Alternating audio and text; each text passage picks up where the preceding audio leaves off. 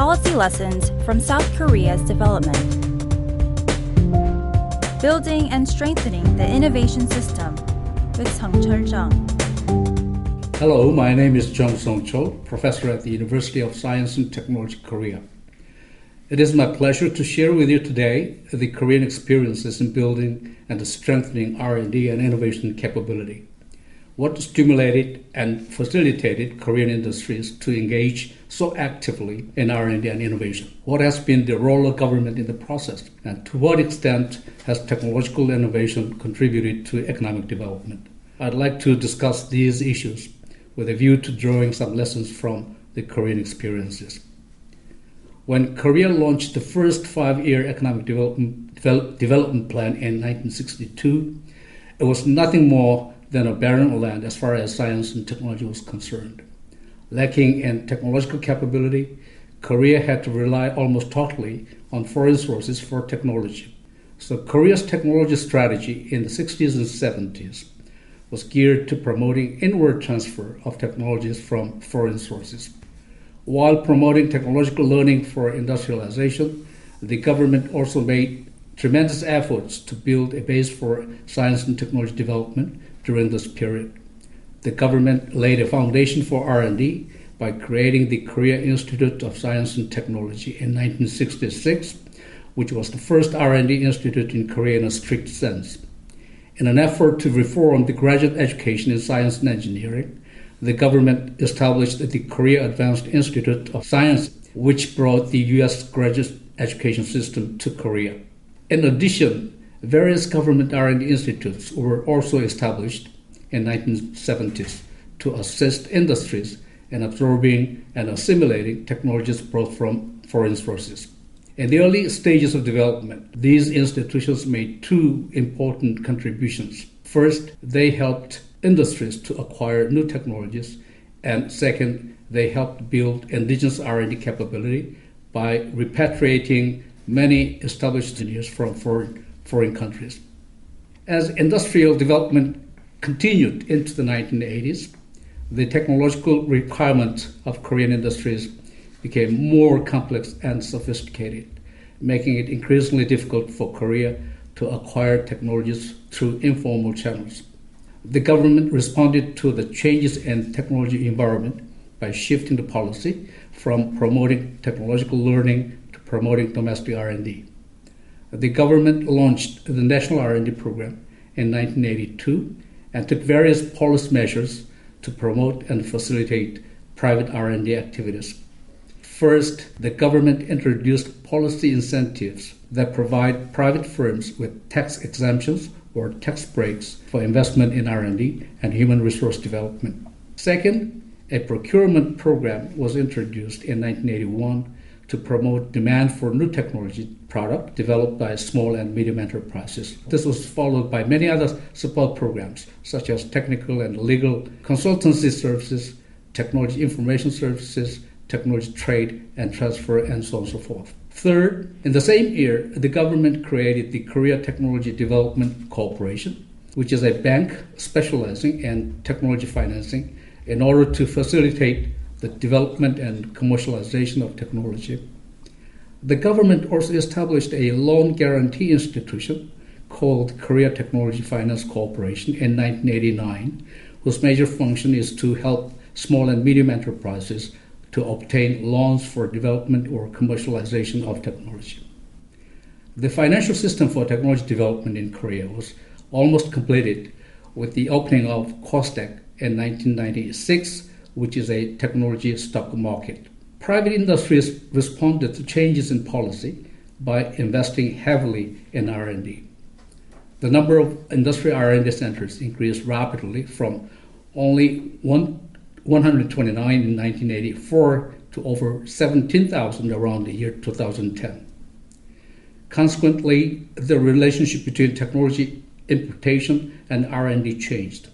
The ratio of technology imports to business expenditures in R&D declined sharply, while in contrast, the ratio of business expenditures R&D to sales rose rapidly. By the early 1990s, Korean industry's mode of technology acquisition shifted from learning from foreign sources to conducting indigenous R&D. R&D investment has since undergone a quantum jump from a mere 0.8% of GDP in 1981 to 3.5% in 2007 and to over 4.5% today. Korea invests a larger share of its income in R&D than any other countries with the same or higher income. Korea now is sixth largest spender in R&D among the OECD countries. The rapid growth of R&D in Korea has been led by the private sector that accounts for about 75% of the nation's gross R&D expenditures, which means that private sectors are the dominant players in Korea's R&D. R&D in Korea had been growing rapidly and continuously until Korea was hit by the financial crisis in 1997. R&D was severely damaged by the crisis. Industrial R&D expenditure decreased 10% in nominal terms, and R&D personnel declined 15% in 1998. Fortunately, Korea recovered from the crisis relatively quickly. It took only 2 years for the industrial R&D to recover, the level prior to the financial crisis. Two factors account for this quick recovery. One is that the government made up for the decrease in industrial R&D expenditures by increasing government R&D expenditures. Government R&D fund flew into the private sector, in particular to small and medium enterprises, and helped them to maintain and expand their innovation activities. The other is the promotion of information technology and IT-related ventures, which led to an IT boom in early 2000 in Korea. The government's commitment to IT development is evident. The share of information technology in government R&D expenditure rose from 13% in 1997 to 34% in 2002.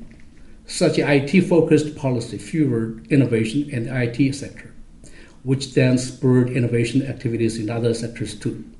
This policy not only helped the Korean innovation system to recover its vitality, but also promoted Korea's transition toward an information society.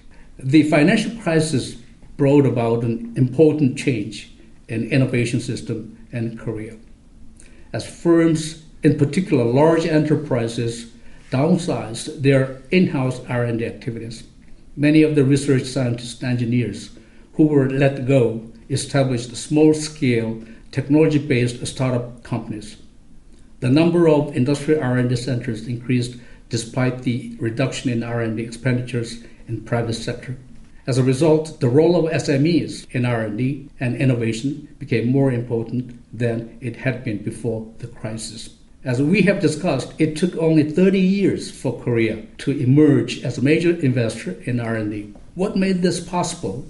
And in particular, what motivated private industries to engage so actively in R&D and innovation? Many factors have contributed to the rapid increase in private sector R&D investment, but two are paramount: demand factors and supply factors. On the demand side, government's economic development projects generated huge demand for technologies. The 5-year economic development plans implemented during the period of 1962 to 1991 specified strategic targets for industrial development. To take advantage of the business opportunities offered by the development plans, private companies invested heavily in technology acquisition, which included R&D. Another important factor is the outward-looking development strategy. The government strategy drove domestic industries out into the international market, putting them under fierce pressure to compete with foreign companies. In order to survive, they had to invest heavily in R&D. On the supply side, Korean industries were able to meet the increasing demand for R&D and innovation because they were financially able to do so, and also because their investments were backed up by well-trained human resources. The government's industrial policy favoring large firms gave birth to a unique business organization in Korea, which is called Jaebol. a conglomerate of businesses. Several companies, which are big international operators, have deeper pockets and thus more able to engage in risky and expensive R&D projects that are unthinkable for smaller independent companies. Rapid growth in R&D investment has led to a remarkable increase in patent registration. Korea today ranks fourth in the world in the number of patent cooperation treaty applications, triadic patents, and U.S. patents. In the production of industrial property, Korea trails only the United States, Japan, Germany. Another important development is the remarkable increase in the number of scientific publications and internationally recognized academic journals. Korea is now 12th largest producer of scientific publications in the world. R&D and innovation also brought about changes in the commodity structure of exports and changes in the share of major export commodities. In the 1980s, Korea was engaged mainly in the trade of medium and low-tech commodities and moved gradually toward higher technology commodities. Now, Korea's exports are highly concentrated in high-tech products such as semiconductors, telecommunications equipment, displays, and so on and so forth. The share of high-tech and high-medium-tech products in Korea's exports increased from 14% in the 1980s to 43% in 2000. This is consistent with the industry R&D expenditures, which are concentrated in a few industries such as telecommunications, transportation, and so on and so forth. R&D intensive industries clearly have gained market shares, while low R&D industries have lost market share. Science and technology policy in Korea have been closely and consistently linked to industrial development strategies. So the priority in R&D investment has been affected by the industrial development strategy. R&D resources have been focused on the development of selected strategic areas to ensure the efficient use of limited resources. Government intervened directly in industrial technology development in the early stage of industrialization in order to make up for the technological deficiency of the private sectors. The government created government research institutions to help industries to identify, acquire, and assimilate foreign technologies and improve for local utilization. The Korean experiences are a clear testament to the critical importance of R&D and innovation and national development. The Korean science, technology, and innovation policy has been able to contribute to the national development as it has been based on pragmatism, closely linked to national development, and blessed with well-educated workforce. The key lesson that Korean experiences offer is that innovation takes place only when the society is able and desires to utilize emerging technological and business opportunities.